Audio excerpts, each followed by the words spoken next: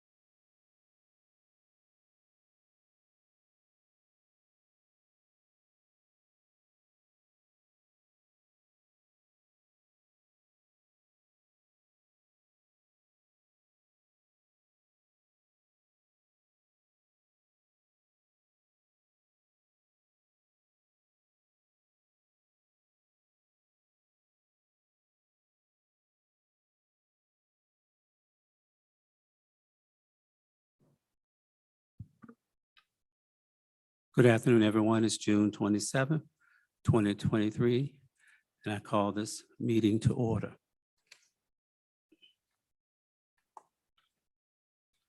Do we have a motion at this time to grant access to our school board meeting? Dr. Kraft, Ms. Emily Dooley, and Ms. Jennifer McKeever. So moved. I'll second. All in favor? Aye. All Aye. opposed? The ayes have it. Thank you. Next, I'd like to have a moment of silence.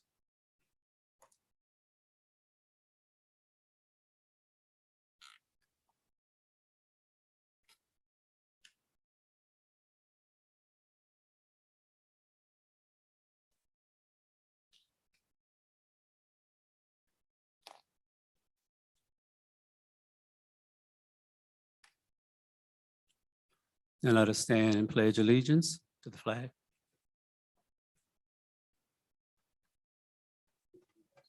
To the flag of the United States of America and to the republic for which it stands, one nation, under God, indivisible, with liberty and justice for all.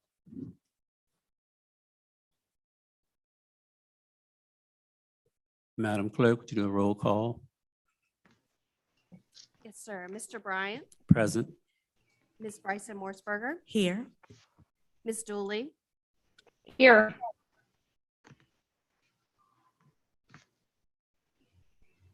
I'm here, if you called my name. Dr. Kraft, Present. Ms. McKeever, Here, Mr. Morris, Yes. Ms. Torres. Yes. Thank you. Thank you, Madam Clerk. Do a motion to adopt for approval of the agenda. Is there a motion? So moved. Second. Any discussion? All in favor? Aye. Aye. All opposed? Motion approved.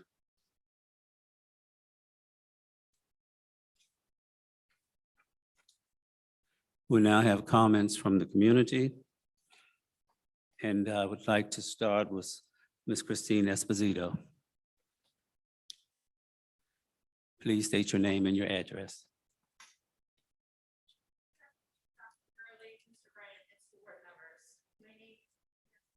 I live in the city and I have for the last 8 years been a gifted specialist at Johnson Elementary. On the morning of June 3rd, I posted on Facebook about how happy I was to work at Johnson. I recounted a moment I witnessed during the school-wide morning meeting the day before that reminded me why it is so important for all families to be represented and celebrated in our schools. It was one of those moments in your life where if you had ever been uncertain about the beauty and power of love, those doubts would have vanished forever.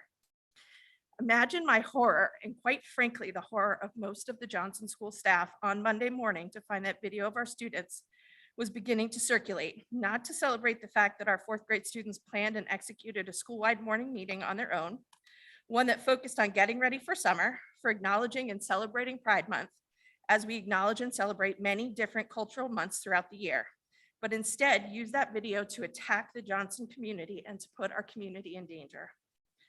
There's room for disagreement on many issues, but we will not debate the inherent right of the LGBTQ community to exist, to be accepted, to be loved, and to thrive within our schools. Public schools are for the public, the whole public.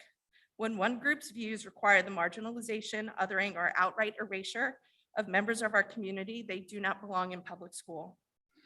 Over the last few years, we've seen what happens when schools are singled out as they work to ensure that every student and every family feels seen and included in our communities. Anyone who took even a moment to think about the current environment surrounding these issues would not have recorded or released that video because they'd have understood they were putting our students and the wider community at risk. They'd have remembered what it was like to be the focal point of an entire country because outside hate groups brought violence to our community as we tried to right the wrongs in our community's history. They'd have thought better of scoring points on the backs of our students. They didn't. Quite simply, the person who recorded that video has forfeited their right to belong to the Johnson community. I'm asking that the consequences of releasing this video reflect the reality that they not only violated school policy, but put our community needlessly at risk. Thank you, Ms. Esposito. Do we have anyone else in the room who would like to come forth and speak?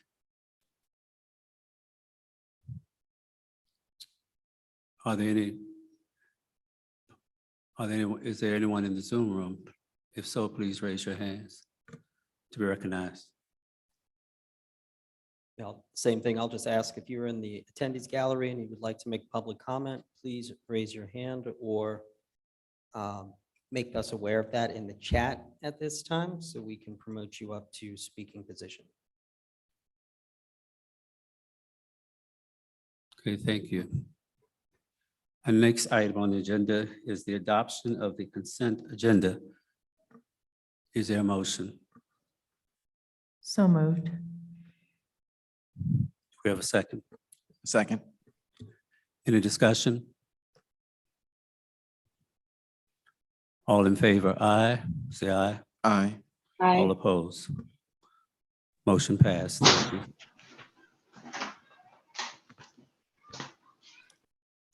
Next on the agenda of action items.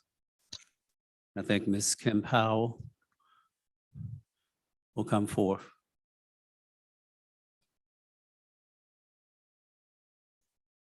Good evening, Chairman Bryant, members of the board, and Dr. Gurley. We are bringing before you for action the middle school naming recommendation that was discussed at the previous board meeting, and I'm happy to answer any questions you may have.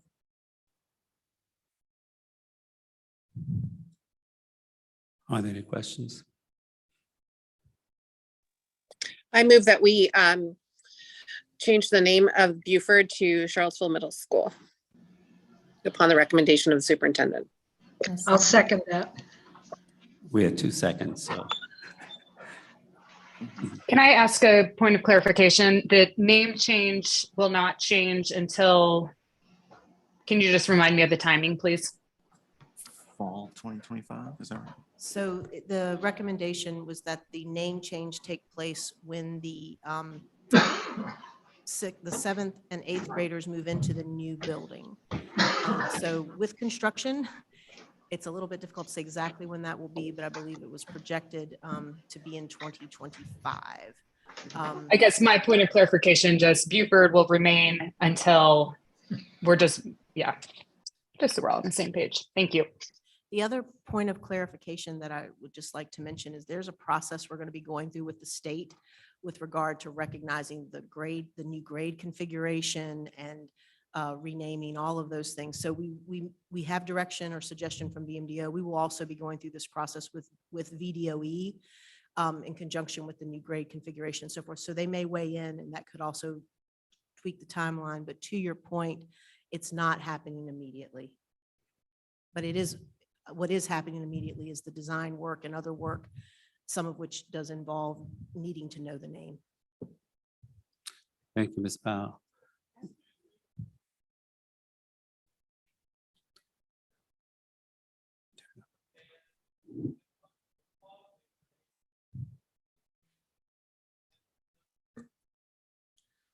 What I was saying, if I may address the audience, is that the name change doesn't go into effect immediately. It does inform design decisions and design work that is happening through the summer and into the fall in particular.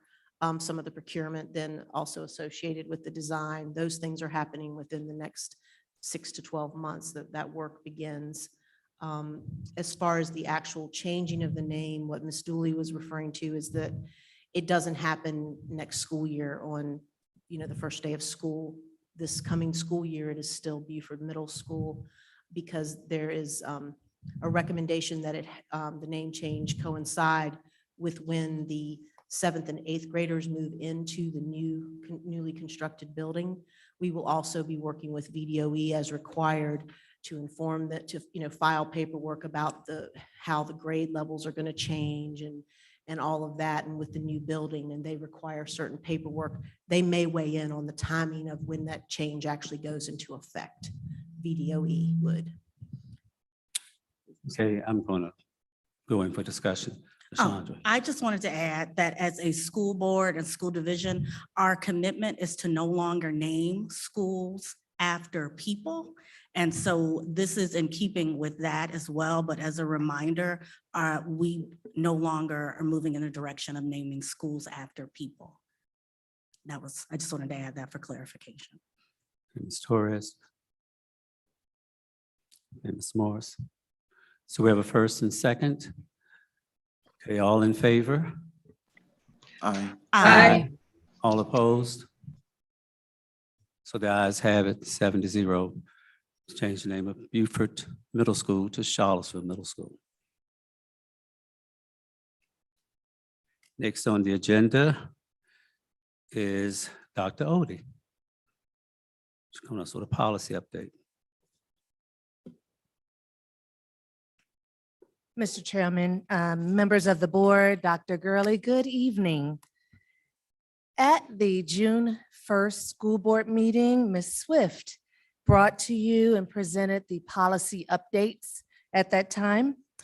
And tonight, the superintendent recommends that you take action.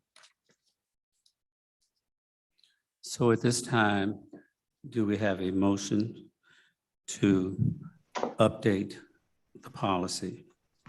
I move that we approve the updated policies as recommended by the superintendent. Is there a second? I'll second. Any discussion? All in favor? Say aye. Aye. Aye. All opposed? So the ayes have it. Thank you, Thank you. Dr. Odie. Thank you. Next, Ms. Hoover. Good evening, Mr. Bryan and Dr. Gurley and school board members. I'm here to ask for a technical budget amendment on the FY 2024 budget. As you may recall, when we were going through the budget development for 2024, we included the preschool program. That preschool program was for the regular 3- and 4-year-olds. And as we were going forth, realized that the preschool program needed to be consolidated into our regular program because they are an intricate part of that. So I'm asking the school board to approve a technical budget amendment transferring $1,236,962 from the general fund to the special revenue fund. This does not change our bottom line. It just changes the amount between the special revenue and the general fund. Do we have a motion? I move that we approve the technical budget amendment as recommended. Is there a second? Second. Any discussion? All in favor, say aye. Aye. All opposed? The ayes have it. Thank you, Ms. Hoover. Do you have The- another? Mhm. Yes, sir.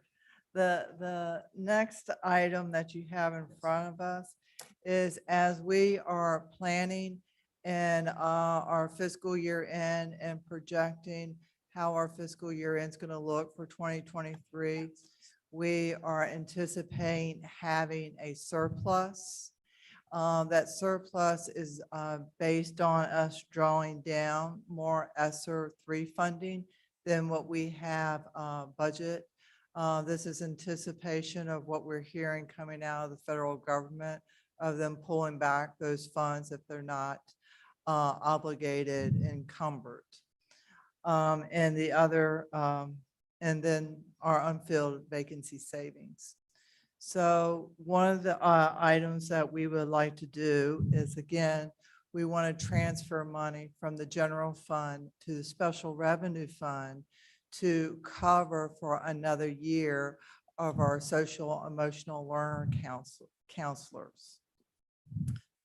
This will, so if you recall, we did the exact same transfer last year for this program. So taking last year's set aside, and if the board approves this year's set aside, we will have set aside or accumulate $1 million to keep this program going through fiscal year 2026. So is there a motion? I move that we approve the funds transfer as requested. Is there a second? I'll second. Any discussion? Yes, please. Ms. Torres? Yeah, thank you. So just a little explanation, if you don't mind, or I have a couple questions. So based on the report that we received, our fiscal year end surplus is anticipated to be what? I'm looking at about $4 million. And that will share between the city and the schools because we have a gain share agreement. So, and again, if you could review for us and the public how that works. So how much goes to the city? How much do we keep? And The surplus that we have at the end of the fiscal year, the first 100,000 comes back to the schools. And then anything over that is split 50-50. so roughly, Well, then roughly you're talking Couple about hundred. 1.9 million. how much goes to the city? I said about 1.9 million out of that 4 million. Did we ever have a conversation with them about asking that, or does that go to the school CIP? If you recall from the CIP process, we made verbal agreements that whatever we have at our fiscal year end, that we would like it to go towards the capital projects fund, particularly for the school construction project. So we have a verbal request, and did we get a verbal confirmation back? I mean, is that? Yeah, I mean, we just have so much going on, and this would be great if we could start to sock this away for the preschool program or whatever else we might be looking at. So Michael Goddard in Facilities Development and I have started this conversation, and he and I will be starting this summer preparing the next round of the CIP work that you all review. You know, we go through that CIP process every fall. And so this conversation, you know, we were where we were kind of working towards the middle school until now we've thankfully gotten over that hump. And so now we know what our next hill is to climb, if you will. I think everyone's aware of that. We don't have anything beyond the verbal conversations at this point, but this next round of CIP work that we're starting now and will be presenting around mid-September, October timeframe, I believe is when that meeting occurs. That's when we come together again in earnest with city council represented, you know, other city leaders, board representation, and we start to hone in a more solid way on those plans. But I think everyone there's a general awareness, there's continuing conversation, but it is all verbal at this point. I appreciate that. And I know that, you know, some of the counselors, you know, went on record and saying that they felt it was really important that we start to even create, you know, a preschool CIP holding bay or whatever we're going to call it. So I plan to continue to bring that up. I was really excited to hear them say that. And just, you know, planning, but trying to not be where we were in the last year of having to really work hard and work well with council to figure all of that out. But if we can start to put in some deposits early, that would be great. I feel like we have great precedents from our recent successes working together on how to do this. And we're all we're all thinking ahead, being forward thinking about, you know, making the best use we can out of our resources. I cannot speak for council or city administration or city leadership, but I can certainly tell you the conversations are continuing and I think we have that great precedent. Yeah, absolutely. Thank you. And then I was just curious, I'm sorry, Mr. Bryant. So we're funding for another year for the social emotional positions. Can we fund beyond that, or can we only do a year at a time? I mean, I know we're wanting to on-ramp those into our actual budget, but. Well, our plan is to, at some point, bring them back into the general fund. Right. So this is money set aside to allow us to plan the move of them into the general fund. Great, thank you. Ms. Morseberger. Mr. Morris. Ms. Dooley? Any questions? Okay, Dr. Kraft? Ms. McKeever? Okay, we have a first. Okay, thank you. So we have a first and second, so we're ready for the vote.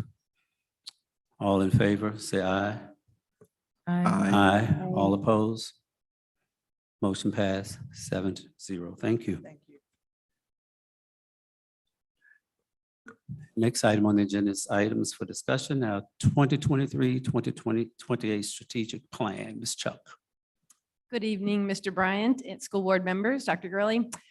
We are pleased to be giving you an introduction today to what is really kind of the first reading of the full strategic plan. I have shown you various parts and pieces. You have had work sessions. We've had the steering committee working all the way through. The executive leadership team has been working all the way through. But when we met in June, we were still doing a lot of detail work on the small details about the specific metrics, the specific strategies, things like that.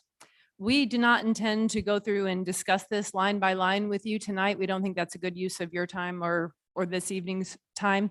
But what we'd like to do is just give you an introduction to the booklet, to how that's organized, and invite you to read it over the next couple of weeks through July 11.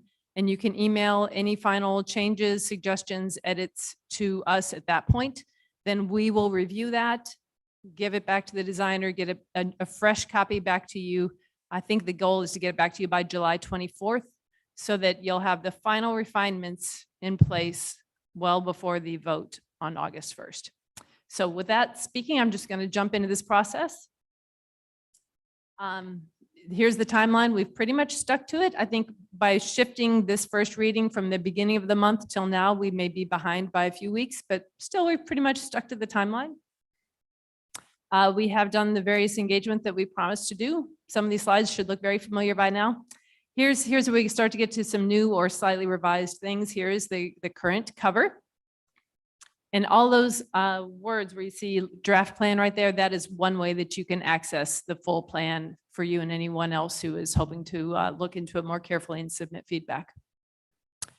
Here is the revised mission, vision, and values. It's not very changed from what we have been showing for the last perhaps month or so. Same thing, the portrait of a graduate is not very changed from what we have shown. But we appreciate the small edits that people have been passing along. These 4 big priority areas are, I think, unchanged from what we have shown. And again, from there, we start getting into the smaller details, and that's what we've really been kind of hashing out in the last month or so. So with that in mind, I'm going to invite Dr. Odie up to speak about priority 1 and associated goals. And again, we're not going to dive deeply here. We're just offering you an introduction and an invitation. And I can speak with personal experience that when I looked deeply into one of these first ones, I found a metric that didn't match up with its thing. So you're still going to find small things like that. And that hopefully just the more eyes, the better for these final refinements. Dr. Odie?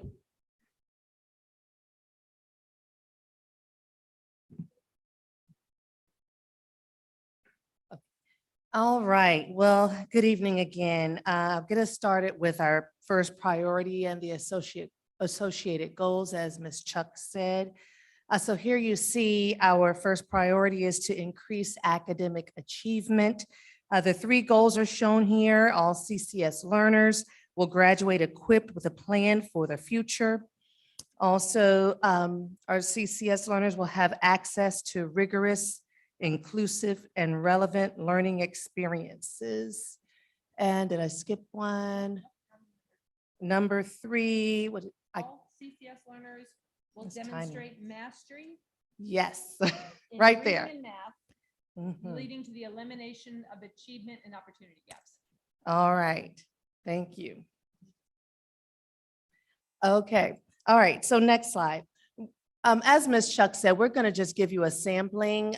Our presentation is organized by the targets and the measurements, the strategies, and the key performance indicators. So here, you'll see the first one, maintaining the graduation rate that is at or above the state average across all student membership groups.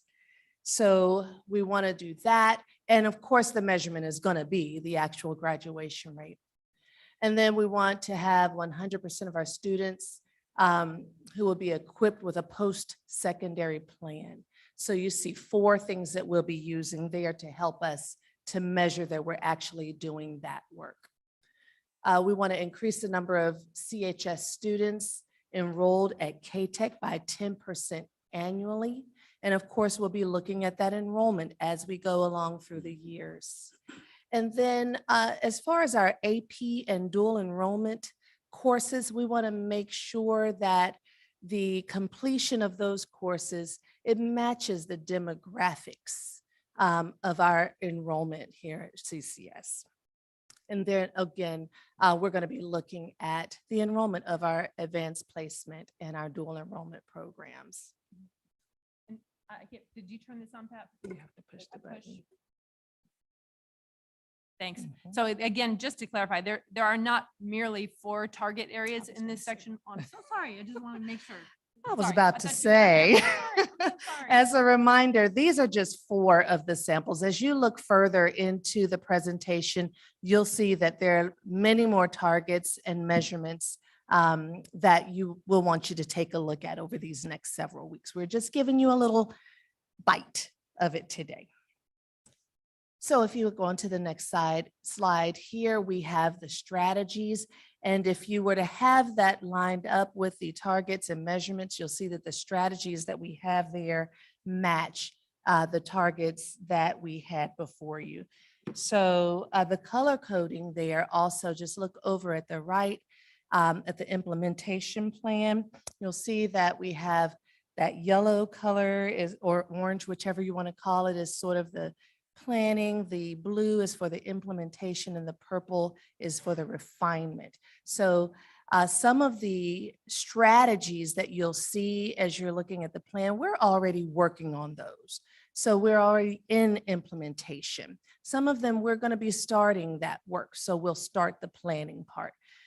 So that's there for you to see. I'm not going to read that word for word, if that's okay with you.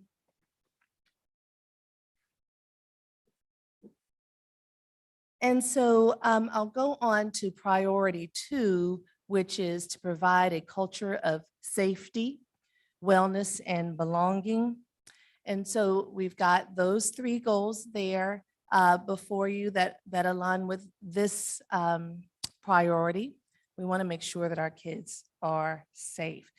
We're going to support social, emotional, and physical wellness. We're going to foster a sense of community, and we're going to promote a safe and positive learning environment for our students.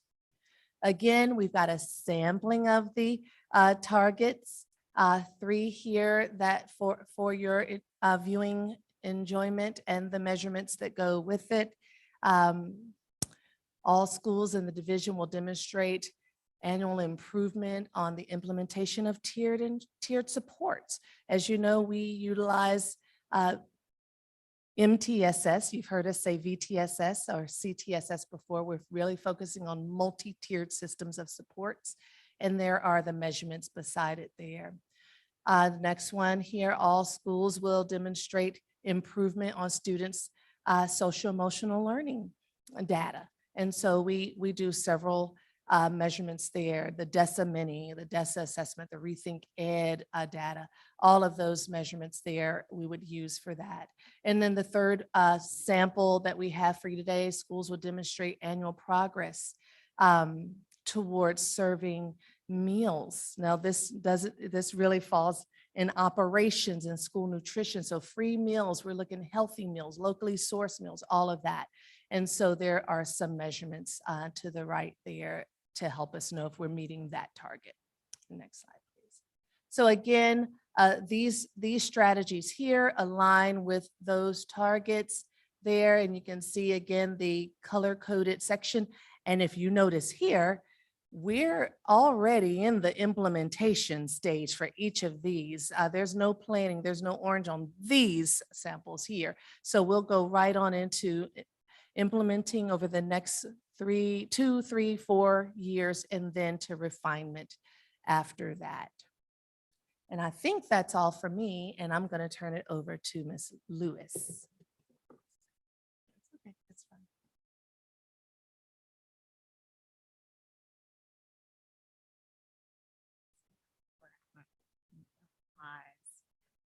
Good, good evening, board chair and members of the board. So the third priority is to focus on our support for staff. Staff is always going to be a priority for the school division. But as we go through the goals, one of the goals is that CCS will recruit and retain licensed and properly endorsed staff. And then all of our staff will engage in meaningful, relevant, timely professional development. And then the third would be that we're actually going to recruit and retain teachers of color. And then we want our staff, we want them to know that we value their voice. So those are our focus areas. One of the targets, as you know, is going to be that we're going to be fully staffed. We just had a conversation about staffing. Our goal is to get staffing at 100% by September 1st. And we want to do that each year. Some of the measurements are going to be that we measure how many vacancies we have and how quickly we're able to fill those. And then we're also going to measure to make sure that they're properly endorsed. Most of the other targets will center around having the right people in the right place, giving them the right professional development. And then we're going to continue to grow staff internally too. So we're going to identify cohorts of people who can move into leadership or move from an instructional assistant to a teacher so we can grow our own. Next slide. As you can see, for the implementation or planning stages, we need to establish a new, more robust recruitment plan. So we're going to plan through that, making sure that we have partnerships with schools and colleges and communities that we're attending, HBCU universities when we're doing our recruitment plan, as well as community colleges, to make sure that we're putting Charlottesville out there and securing the best people for the job.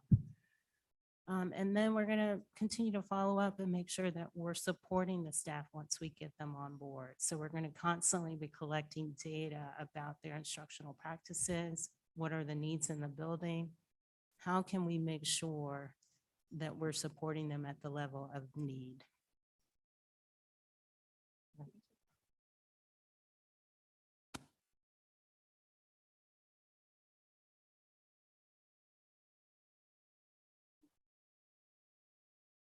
Good evening again. So for priority area 4, we have our goals associated with ensuring effective and efficient operations. These are all areas that I'm personally very excited and passionate about, and there's a lot of exciting work going on here. We have the modernization of our facilities.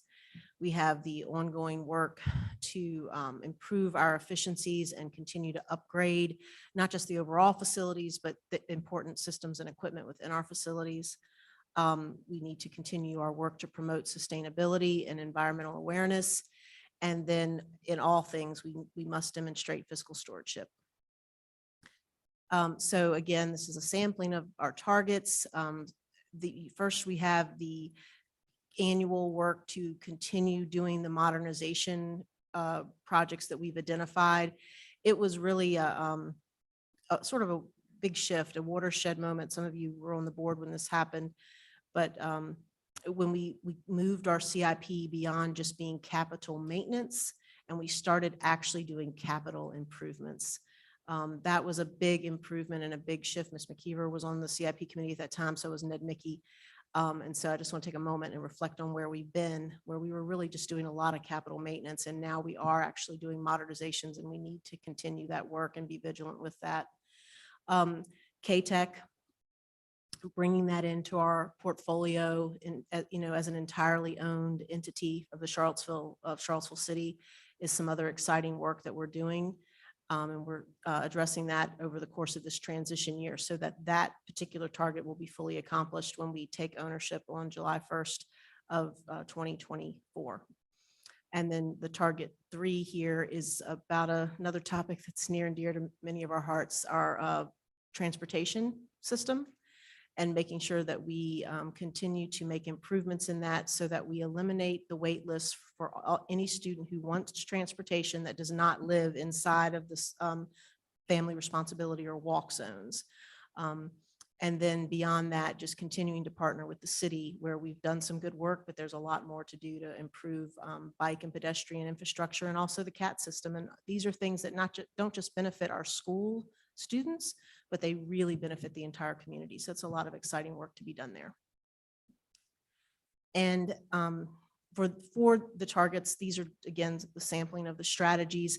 I will tell you that one of my areas for edit is to go back through some of these Ps versus Is, because I debate with myself, are we still in the P or are we really in the I? And so that's just on my to-do list to make sure that this really reflects what stage we are in and where we're going as we work through these different strategies. So that is our little sampling, and I hope it gives you a sense of how the book is organized and what you'll find when you do a deep dive. So our next step is for you all, for the steering committee, and for the interested public to do an independent review of it, to submit any edits, suggestions, refinements. We really are in the refining stage, not the generate new ideas or kind of turn it all upside down on its head, but further refinements to get us in a place that we feel really good about. You can email that to me or to Amanda. I guess we put Amanda. Amanda must have changed my email address to take that off of my plate. But you can email that to Amanda by July 11 so that we can get that turned around internally and then resubmit it out to Insight and their designer.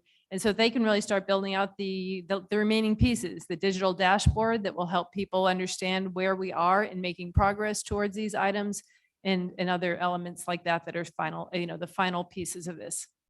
Then our goal is to post it out for you to have one final review to say, yes, that thing that I wanted to get fixed, did it get fixed? By July 24th. And then your vote will occur in the August 3rd meeting. And then around that same time in early August, as we do staff development, as we open up our schools, we will really start rolling this out for our staff and to help the community understand what the work is in front of us. I believe the last slide is the familiar Q&A. So if you have any questions for me or any of my colleagues, virtually anybody has some goals or strategies here, we could speak to them. But again, our goal for tonight is not really to go deep into specific questions, but just to make sure you feel comfortable with the process for how you will give it this final review.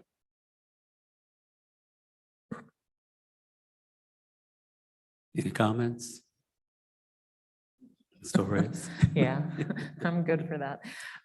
Thank you for the presentation. So this draft that we have attached to this is the most recent and what we should be working from. That is exactly right.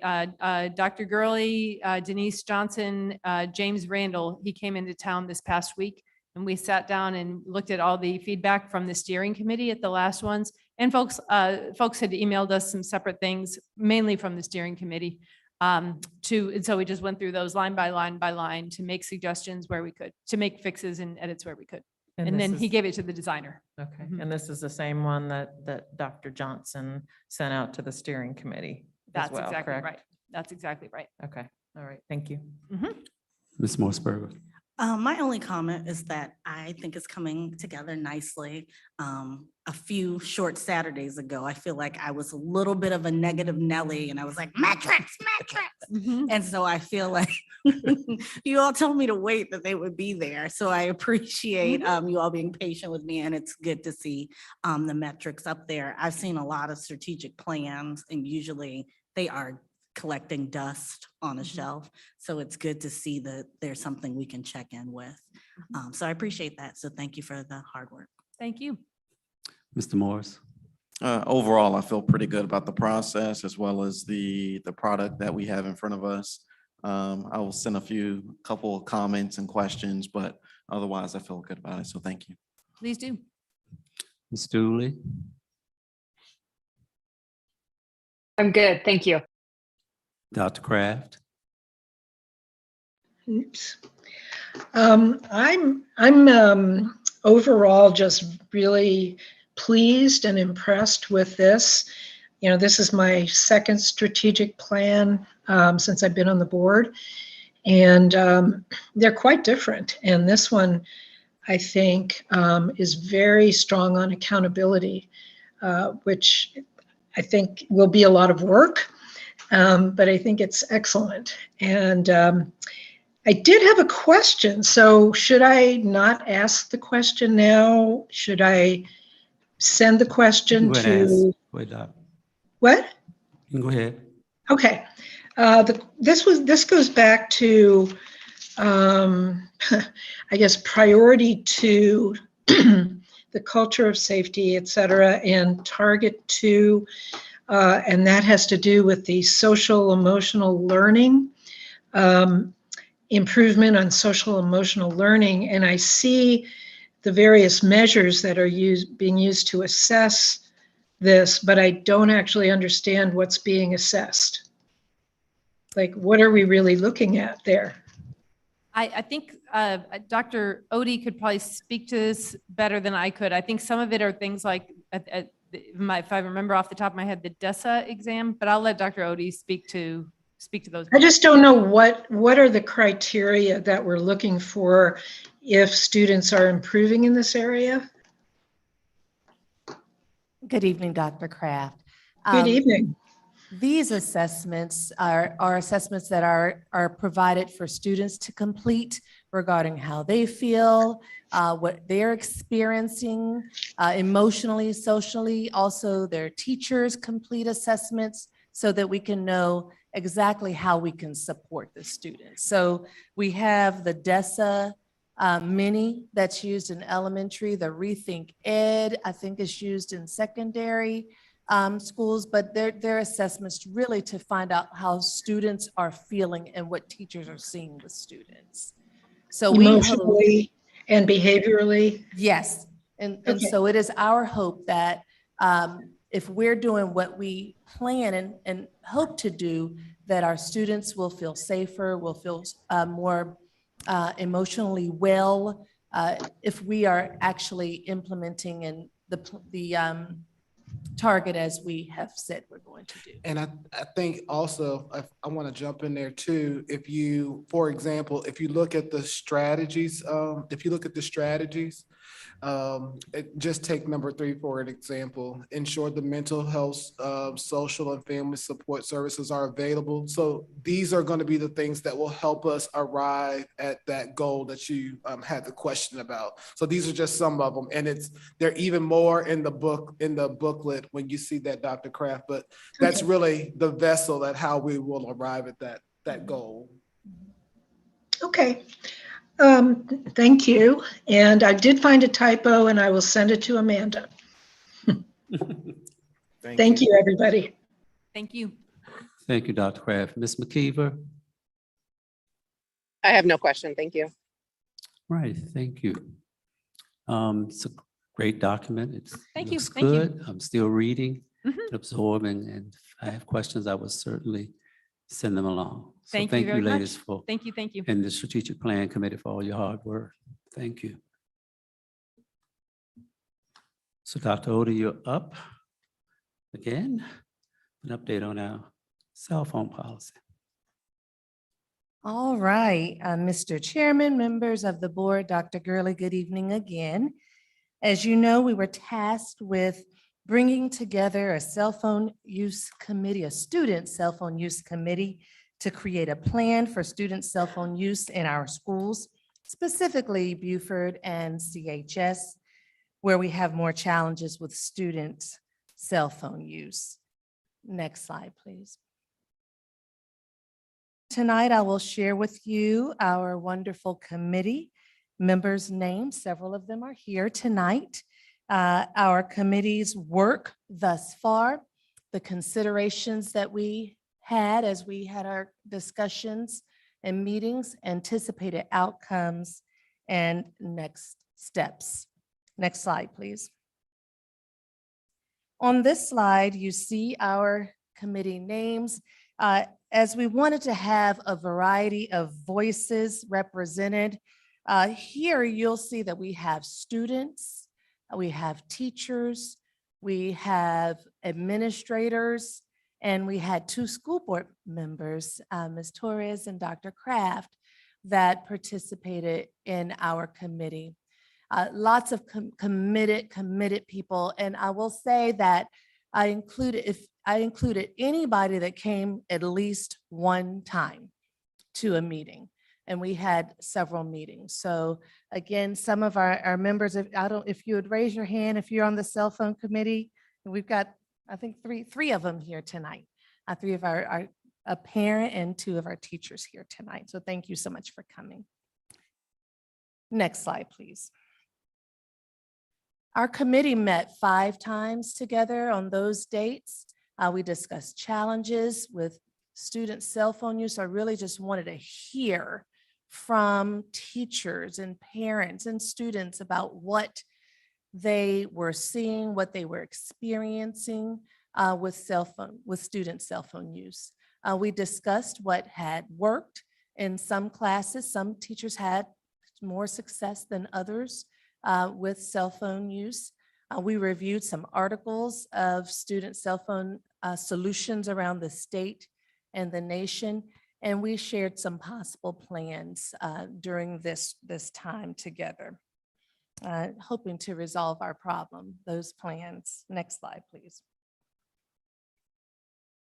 Some considerations that we had are shown here. We considered continuing what we've already been doing, but with more consistency from staff. What we heard from students is that there was, some things were a little bit more loose in some classes than others. And, students really thrive on consistency. So that was a consideration.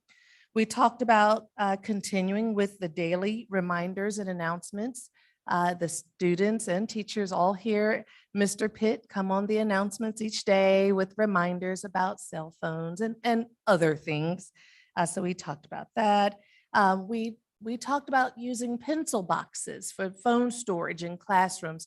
That was something that was implemented in some classes this year, and it has worked in some.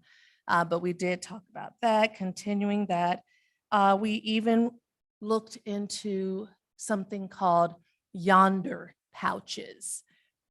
These are pouches that are used often in concerts or places where you go for presentations from famous people that don't want you recording their shows. So they ask you to put your phone in these pouches, and they're then secured, and you can't get in it unless you have a very powerful magnet to open it up. So we considered that. And that was a discussion of having the cell phones in those pouches all day, and the students not having access to their phone all day. And then we discussed whether or not there would be cell phone breaks in class or not. We talked about cell phone zones and what those zones would be. And we talked about allowing phone usage during the hallways and in cafeteria at lunchtime. Next slide, please. Other considerations are here. For instance, the committee felt strongly that our students need a phone etiquette session. We had a wonderful Herbie Hancock assembly, and some students were on their phone during the Herbie Hancock assembly. So, even though it wasn't instruction, maybe we need some phone etiquette about when is appropriate and when it's just not appropriate to use phones. We talked about incentives for compliance. Students work for incentives. Engaging class lessons. Some of the I specifically remember a student saying in one of his classes where the teacher keeps his attention with the engagement and fun, he has no desire to be on his phone. So we talked about what can we do to make sure our classes are constantly engaged and meaningful for students. We are planning to do a summer communication campaign because we feel like parents and students need to hear about this throughout the summer so that they are ready when we come back in the fall with our new procedures. And we talked about cell phone addiction. It's a sort of taboo. People don't want to talk about that this could be a cell phone addiction, but we had some really good conversations about that. After all of these considerations and conversations that we had, we have a plan that the team has created. And so we talked a lot about this plan. The teachers came with a draft, and we talked through it several times and talked about some tweaks and what we needed to do. And so we landed at a place. I sent the plan out. I made a couple of other tweaks because we were stuck on a couple of things. We were stuck. And so I made a couple of small, what I think are small changes. I sent the plan to the team on June 15th, and I haven't heard anything back from anyone. I asked for responses or questions. I haven't heard anything. So I'm hoping that means that the small changes that I made are acceptable. And if you could click on that new cell phone plan, I would love to talk about that. Please, Leslie.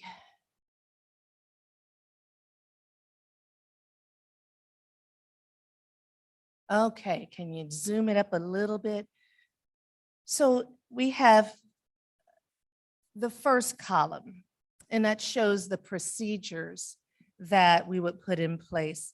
The second column is the rationale, the why. People want to know why we're doing things. So we wanted to be clear with that.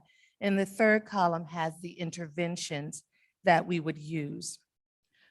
So first, looking at the procedures, our committee decided that we would have no cell phones or smart devices in instructional spaces at any time during the day. That means we decided that there are no cell phone breaks in class. If we're not having cell phones in instructional spaces, then we would not say, okay, take 5 minutes to go and be on your phone. Students would put their phone and their AirPods, because we know that phones are not the only thing that distract kids. The devices, the Apple Watch, the AirPods, those things would go in a pencil box or a pouch at the beginning of class. Class, by the way, is only between 45 minutes and 90 minutes, I believe. 90 minutes is the longest that a class is. So the phone would be in the pencil box or the pouch for the class session, and it would remain there throughout the class. And they would be able to take their phone out when the bell rings and use it in the hallways and at lunchtime, if they choose to.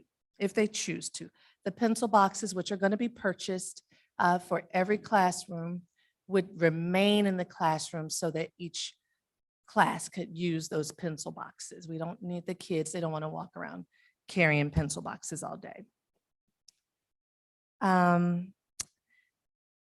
The rationale, if we go over to the second column, the rationale is there. Cell phones impede the learning of the student and of others. And we really, our first meeting, I think, or the second, we talked about, do cell phones distract students? And the answer is yes. It was a resounding yes, that they are distracting.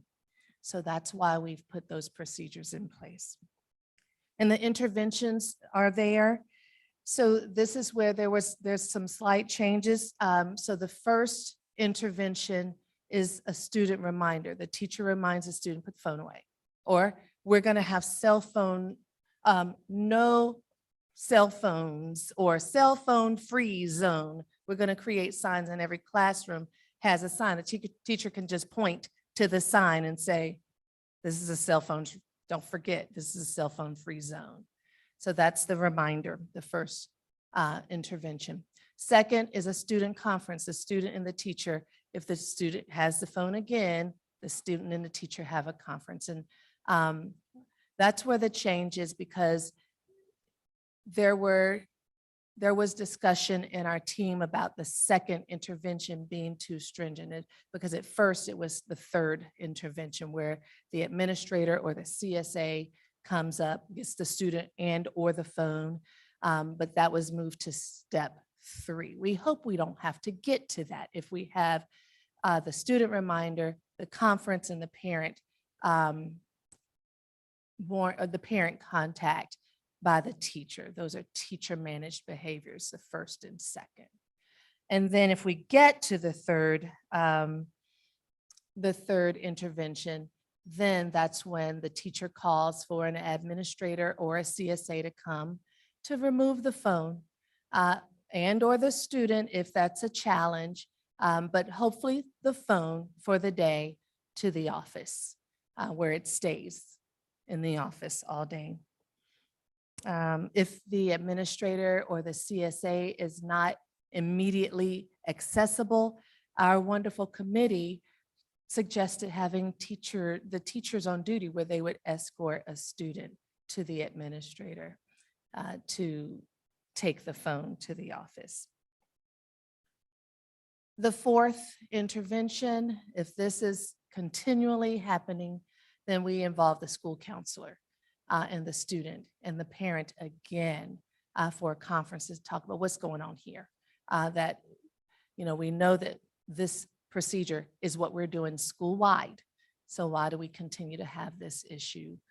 And then the fifth is where the administrator is more fully involved with the student and the parent. There's a conference, and there is where the student and the parent get the warning that next time your phone is being pouched. And so we're purchasing, our plan is to purchase a number of pouches to be able to use for any instance where a student gets to intervention number 6. And so if that is the case, after they've been warned that the next time you have a phone out in an instructional space, it's going to be pouched. Then they will get a pouch when they come to school. The phone will be placed in a pouch and is not accessible to them. The student carries the pouch with them. They have it, but they can't get it opened until the end of the day. Next slide. No, just scroll down a little bit. Thank you. So here you see a little bit more about the etiquette training. We're still working on who's going to provide that etiquette training, but we do want to talk with students about appropriate times to use a phone when it's not, and how to, appropriate things to do with phones. Just reminders about appropriate things to do with phones and what is inappropriate, like recording a fight. So we just want to do some reminders with things like that, sending inappropriate texts to students. This is some etiquette training that we want to do with our students, and the rationale so that students will understand the appropriate use of cell phones even outside of instructional spaces. And then the last thing here in this chart is that all teachers would attend a collaborative conversation led by our committee members and the admin that speaks to the expectations and accountability for the implementation of the cell phone procedures. So again, consistency is what we need. Teacher A can't say, I'm going to let you have a cell phone break when the procedure is that we're not using cell phones in instructional spaces. Our amazing committee says we're going to hold our colleagues accountable. We're going to help them understand we are all in this together. And it's not going to be easy. We know that. But nothing great comes from things that are easy. There is a little bit of blood, sweat, and tears that have to happen for that greatness to happen. So the rationale behind the collaborative conversation is so that teachers can feel equipped and well-informed, and I might add, supported by their colleagues, supported by their administrators. This is what we're doing with that. Next slide, please. Anticipated outcomes. So I'm gonna look at this as sort of an if-then sort of statements, but we're looking at with-then. So with implementation of the cell phone plan and all staff are on board, with the committee helping to onboard staff and hold them accountable and hold themselves accountable, and with strong communication to families, and with consistency from staff, and with the etiquette training for students, and with teachers attending that collaborative session held by team members, and with patience. We got to pack a little patience. With all of those, understanding that it may not be easy, but it will be worth it. Next slide. With all of those, then student cell phone use during instructional time will no longer be an issue. Teachers will be able to focus more on fun and engaging teaching and learning, and student engagement will increase and student achievement will increase. That's the if then or with then that we're looking for with our anticipated outcomes. Next slide, please. So with our next steps, we need to roll out our plan. But our committee is here. Some of them are here because I said I'm presenting our plan to the board on the 27th. So here goes. Our next steps are to do our summer communication. The team wants to go out into the communities, not just send an email, not just send a text. We need to reach out and touch families. And we've got our supervisor of equity and family engagement involved. with this process, and we're going to get out there and talk to families about what our plan is. Also sharing it on social media as often as we can throughout the summer in the ways that kids and families see it. I put things on Twitter. I don't know if they see my Twitter, but they have other ways, that other social media that they see, and we need to reach them. We're going to be purchasing pencil boxes for the phone storage, purchasing a small number, as I mentioned, of the Yonder pouches so that we can have those in case, and we hope we don't get there, but in case we get to step 6 with any students. Our student cell phone etiquette session, we've got to plan those. The collaborative conversation with team members, we've got to plan that.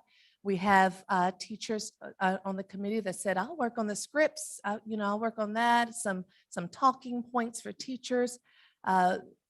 Ms. Chuck is going to help with the phone free zone signs. And there was a request, and we've got to bring this back to the table. There was a request for additional technology, additional Chromebooks. And I talked to Mr. Cuomo a bit, but we still need to continue that discussion about what that will look like, because what we don't want to happen is for students to say, I didn't bring my Chromebook, I have to use my phone. So we want to be ready for that with additional technology on hand. Next slide, please. So again, this is what I've covered today. This is our plan. And at this time, I am happy to answer questions. I'm going to start with the ladies online. Mrs. McKeever, do you have any questions or comments? I don't at this time. Thank you. I will wait, reserve my comments for after everybody else speaks. All right, thank you. Dr. Kraft? Ooh. Oh, wow. Yeah, I have many, many thoughts. I won't say them all, but first thing I'd like to thank Dr. Odie for your work in trying to shepherd this process along. It has not been easy. It isn't easy. And, you've really tried to include a lot of voices in this process. And I really appreciate how you've done that. This is to me, I think a really hard thing for us to try to do and to figure out how to do it right. So I guess I would just say now that, I worry that, that we will still have a heavy impact on teachers, on trying to track all of the different steps, like is this student in step 3 or 4, or, I think there's a lot of things that will need to be worked out and that may not work very well. I don't know. I guess I would say that, my psychologist heart is like going, no, just keep them out of school. What I'd like to say, I'd like to see in the sessions for students that it's not just about etiquette, that it is about helping them truly understand the deeply detrimental effect of these devices on them. And I'd like for us to find a way to do that and really try to get through to them.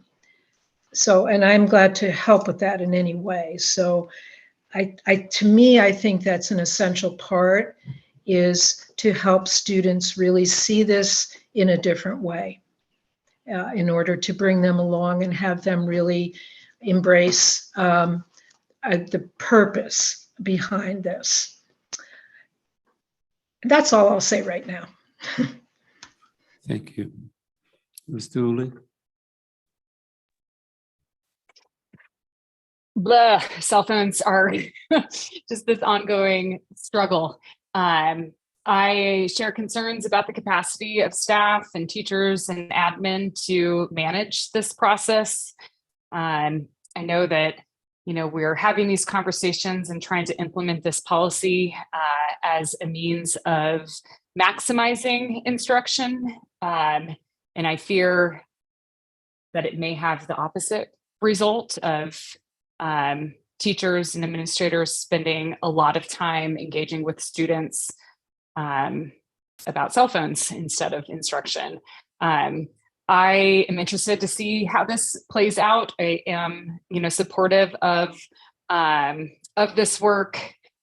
I would love to have more conversation about actually doing away with cell phones completely in our school buildings. I'm not sure that was, one of the considerations that had significant consideration in this go round. I fear that we're going to be having the same conversation a year from now. I'm not sure what else I have to add. I appreciate the committee's work. Yeah.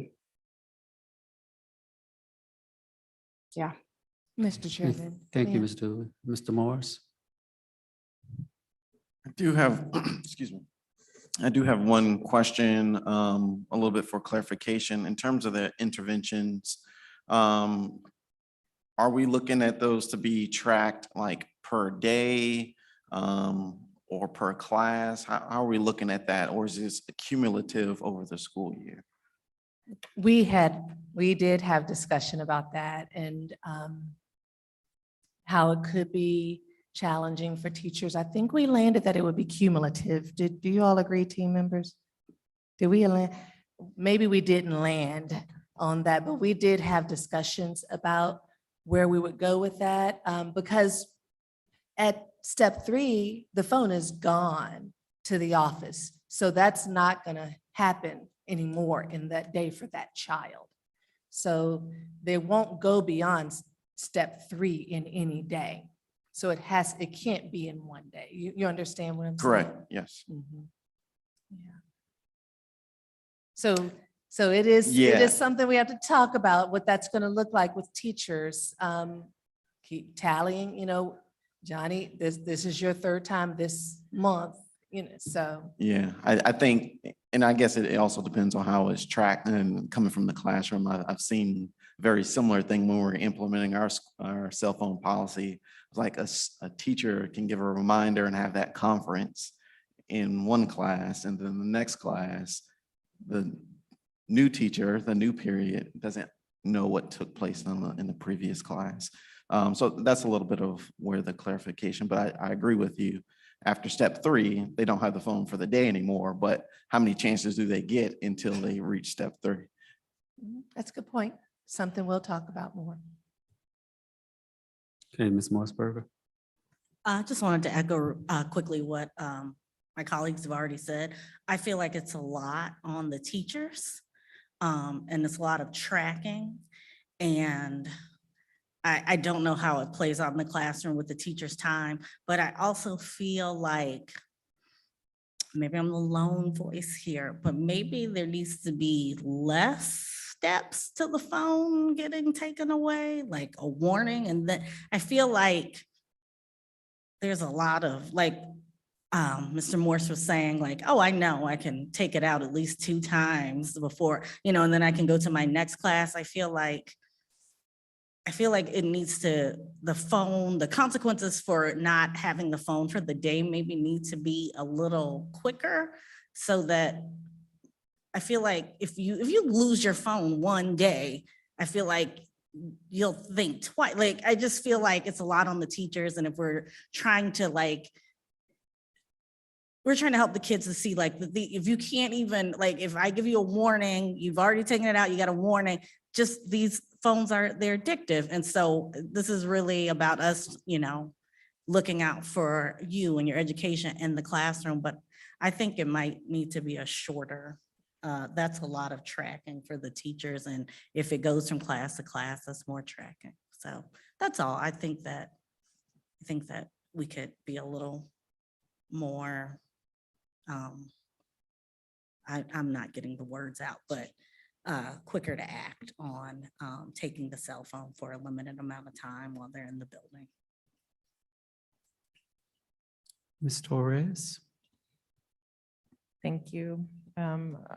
Also want to this is a tough one.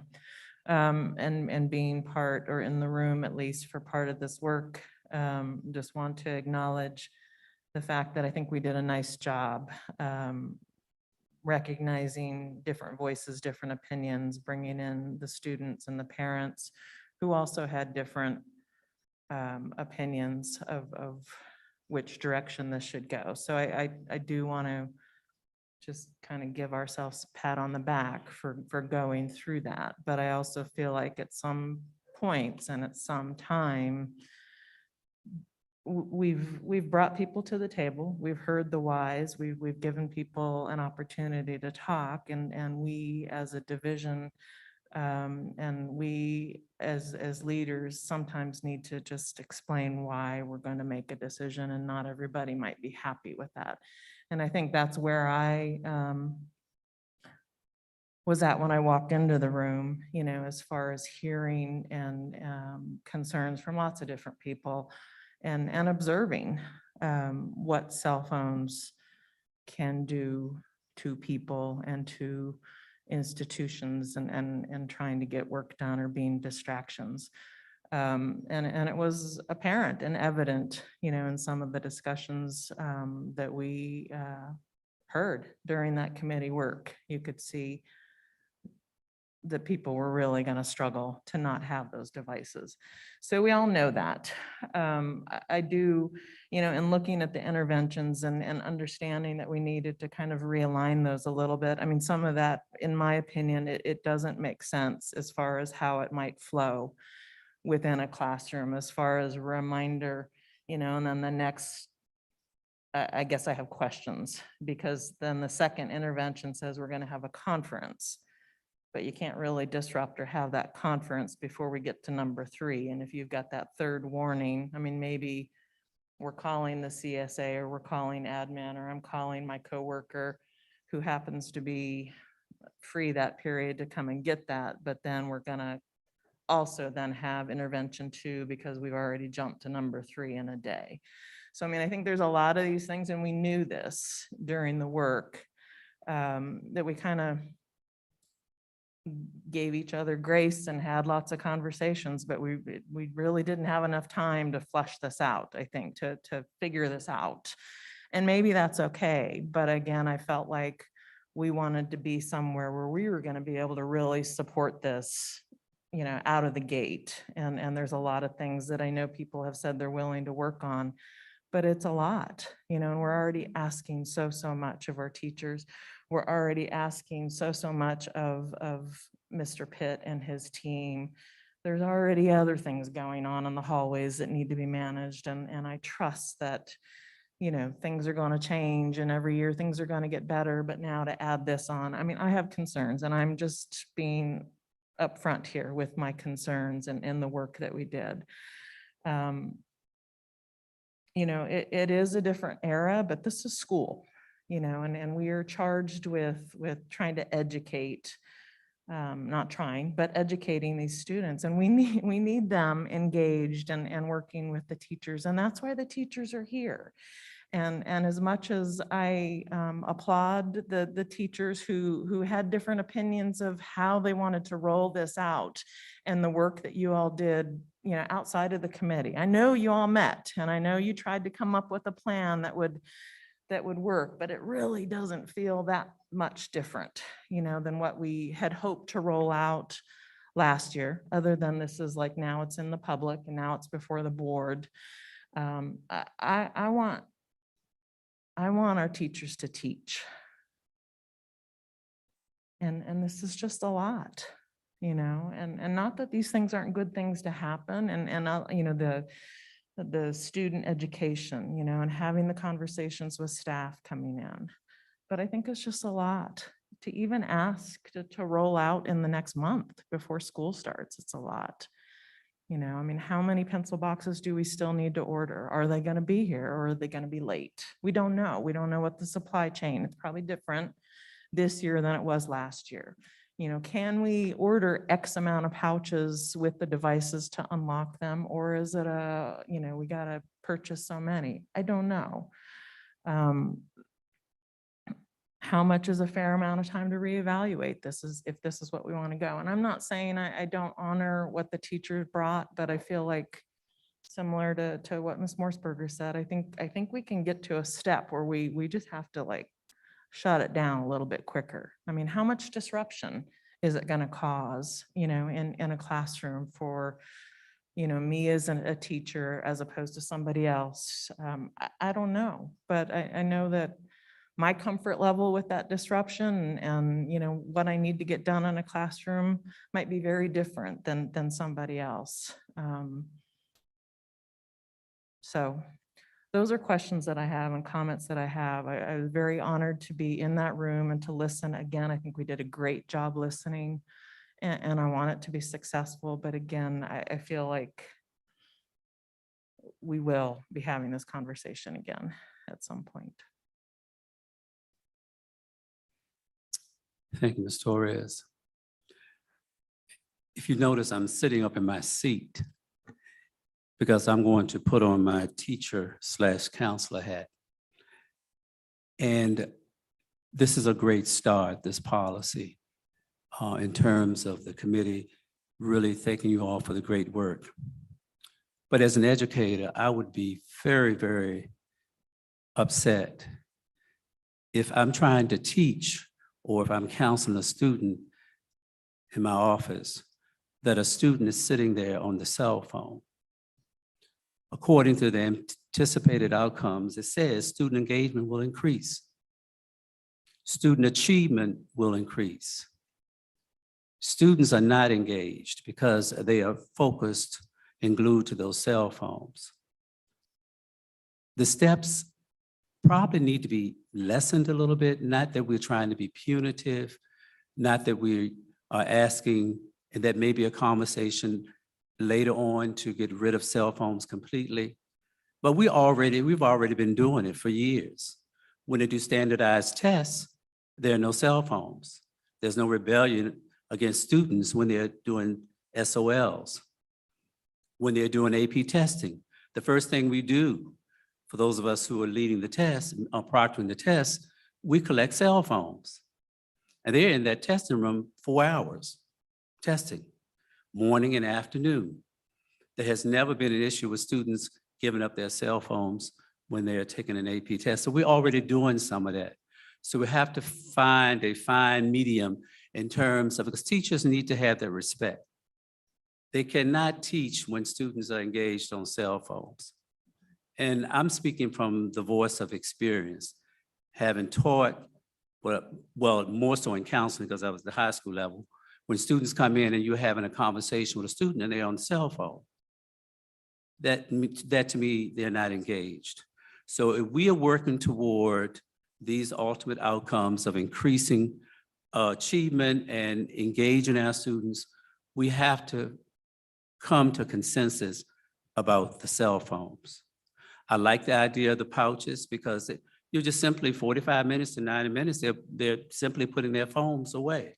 Then they collect those phones after class and off they go to the next class. But during that instructional time, they need to be engaged in learning. And if this continues, it's going to show up later on. If we continue to allow students to be engaged in those cell phones during class time. And I think it's unfair to the teachers that they have to compete, as Ms. Horn said, with those cell phones. So this is a good start. And I think we've done outreach and with the parents, and we had a very diverse group of people on that committee. It's now time to act, to implement a policy. And I know these teachers because I've worked with them. They're great teachers and they're going to rise to the occasion so that all students will be actively engaged in learning. And this is important, that we come to a consensus with this policy and maybe tweak some of those steps. And that will help the administrators as well as the teachers, and that everybody will be engaged in the learning process. Dr. Gurley. I do want to thank the committee for the hard work, and I know that Ms. Horn and Mr. Jocelyn were two of our pioneers in terms of getting this work together week after week, just hearing the plight of teachers and what they're experiencing. I think that as I am just jotting and just what's happening here is that we all agree that we value teachers. Teachers can work anywhere. So let's make this environment conducive for them. And we all agree that we want to put students first. And I think the difficult part here is we all, at the end of the day, want the room to be cell phone free and so that learning can happen. I think the difficult part in all of this is the outcome. The outcome is the problem here. And really what this comes down to for me is that, teachers want planning periods, so you don't want to go and pick up cell phones. I want to plan during my designated planning period. As the administrator, I want to be in classrooms, providing feedback, meeting with parents when needed. So everyone has time that they really don't want to have encumbered with a cell phone. And what has been happening is we have been trying to enforce parts of this. So I think this, as it's been said this evening, that this is heading in the right direction. It's ultimately what we have to agree on is when we get to the place of there's no cell phones, that we all are saying the same thing. And this is not about the board, this is about teachers, this is about students. It's that we want the same things. And I think what we hear over and over, I think we even had someone in the chat as we've been sitting here who are disagreeing even with what's happening here because they feel like students need phones. And this is what I spend a lot of my time with, trying to convince people why, the phone needs to be away. The administrators, they're limited in numbers, more students than administrators. So it's like putting out that fire of, getting the phone put away, and what do you do with students who are not complying?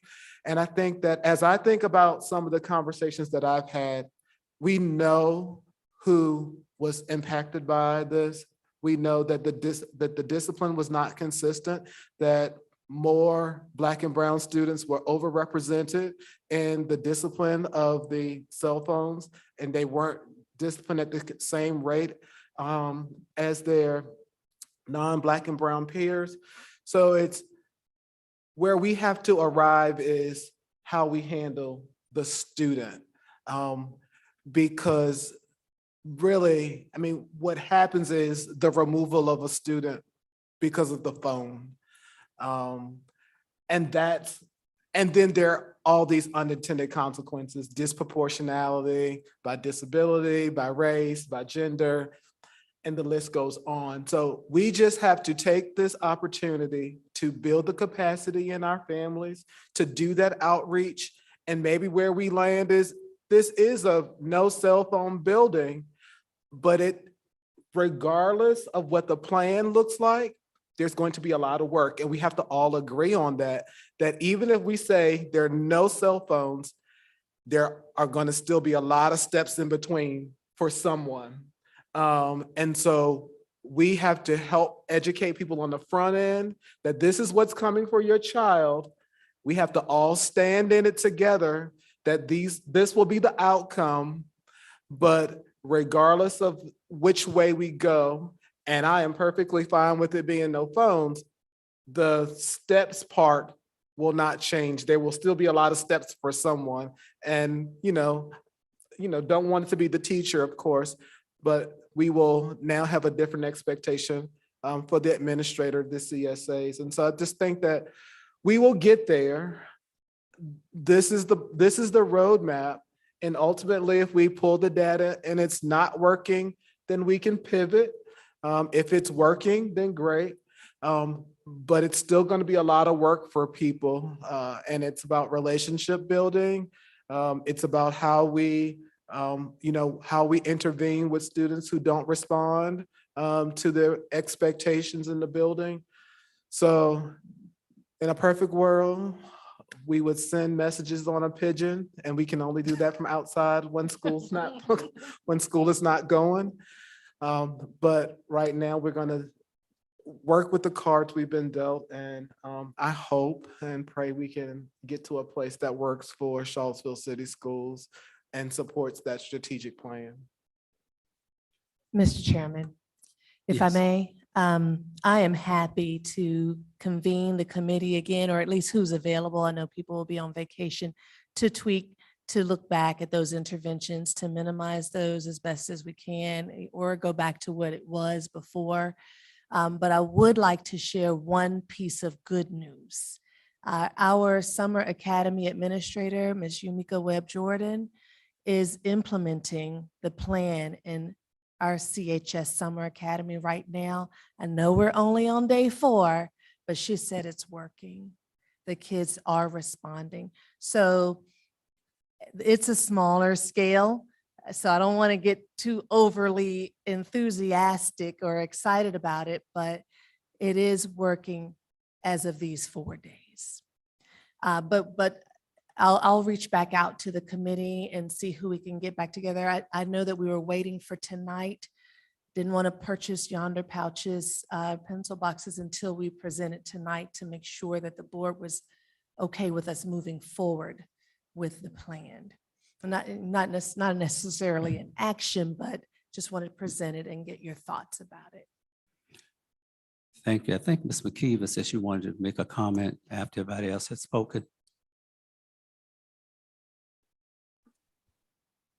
Thank you so much. I feel like we got to a place where I feel comfortable. So thank you very much to the committee and of course to all the board with their great comments. So thank you. Okay, If I could add one more comment. you have one more comment? Yes, I would just be remiss if I didn't add, because we're talking about no cell phones and cell phones in the classroom, that there are students for which they will have to have their cell phones. There's a young student in my life who was diagnosed with type 1 diabetes, so she has to have it to monitor her insulin levels. So I know that there are some students for which they will have to have them no matter what. Thank you, Ms. Morrisburg, and thank you, Ms. McKeever. Are there any other comments regarding the cell phone? All right, thank you, Dr. Odeh. Thank you.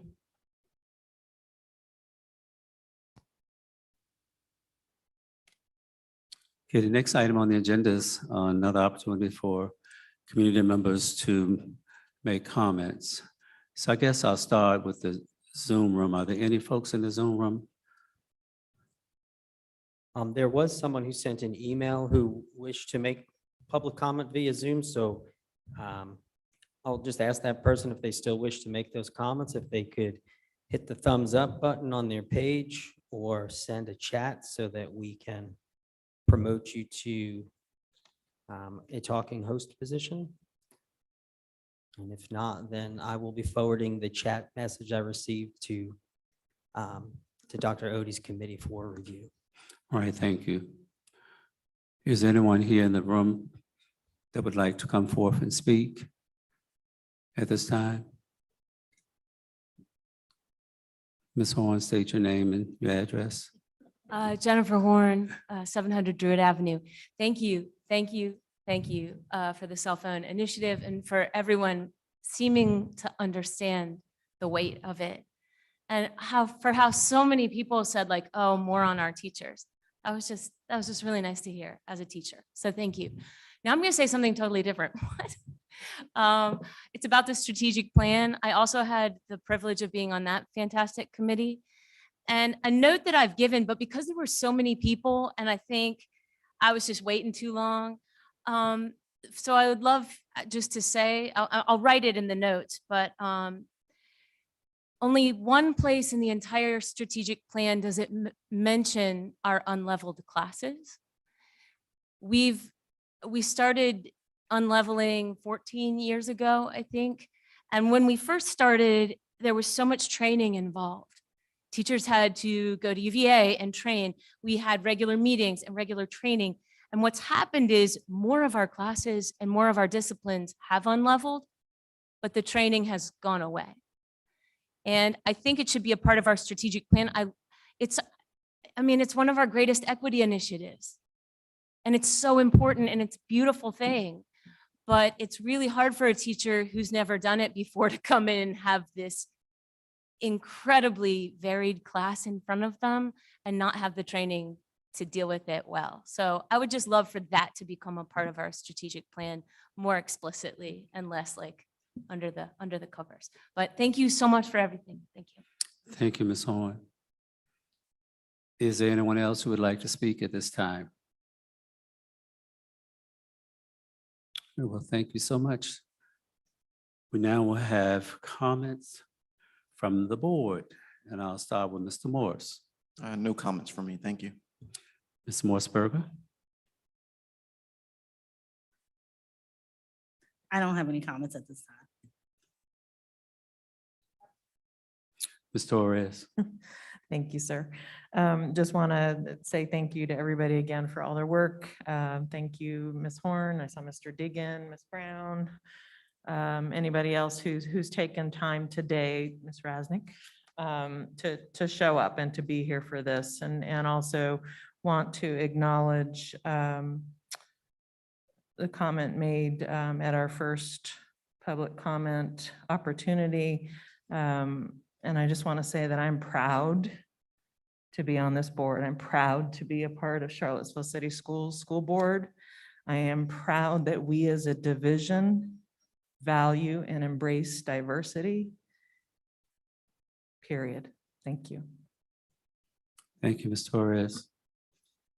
Ms. McKeever?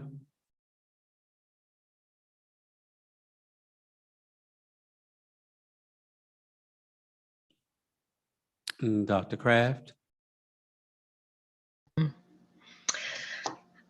Well, I continue just to be so appreciative and amazed by our staff and our teachers, all of our staff, our administrative staff, our leadership team. And I too am very proud to be a member of this board and this school division. And I wish everybody some time off and a good summer. Thank you, Dr. Kraft. Ms. McKeever?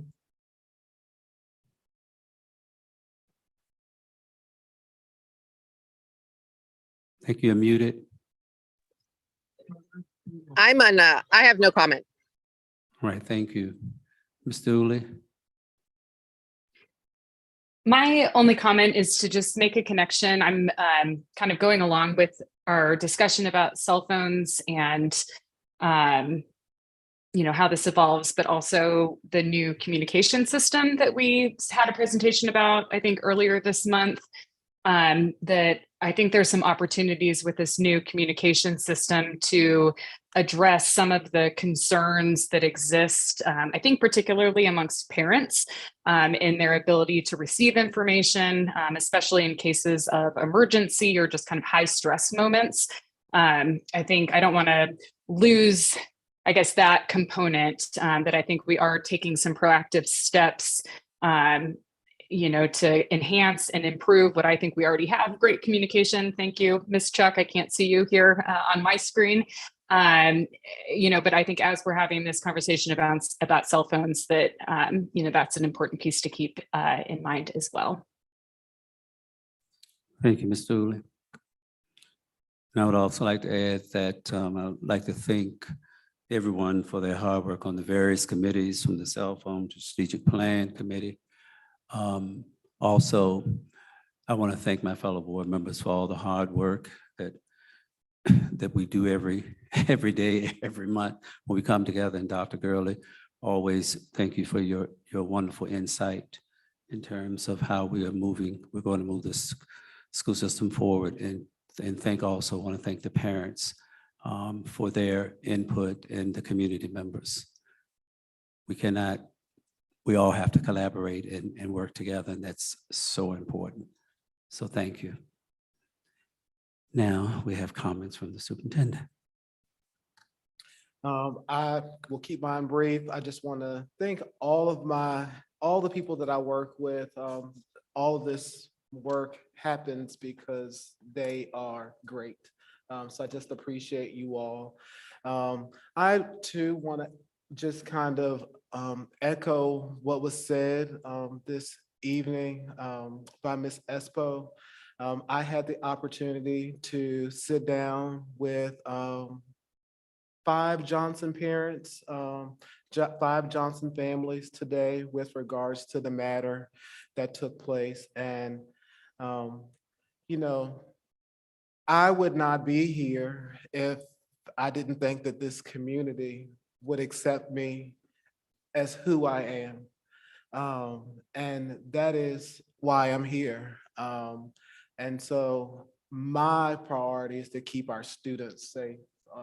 And I just want to apologize to our families because it just feels like, I have a part in that, in keeping our children safe and to know that someone compromised our safety. It's very saddening. But I will continue to fight the good fight, keep our children safe, and make sure that everyone feels seen and heard, because that truly is what Charlottesville, it's what it means to me, feel seen, heard, and included. And so I appreciate that. And I just appreciate everyone this is the last school board meeting of the 22-23 school year. And so I just thank everyone for their hard work, Ms. Green, Ms. Thacker. And so have a great summer if you get one. Thank you. So we now have work session wrap up by Ms. Lewis. Nothing? Okay. Well, the announcement for upcoming meetings, I guess that will be August 3rd here at Charlottesville High School Media Center at 5 p.m. And before I adjourn the meeting, I want to wish each and every one of you all a safe and happy summer. So is there a motion to adjourn? So moved. Is there a second? All in favor? Aye. All opposed? The ayes have it. This meeting is now adjourned and have a wonderful, wonderful summer. And I'll see you in August.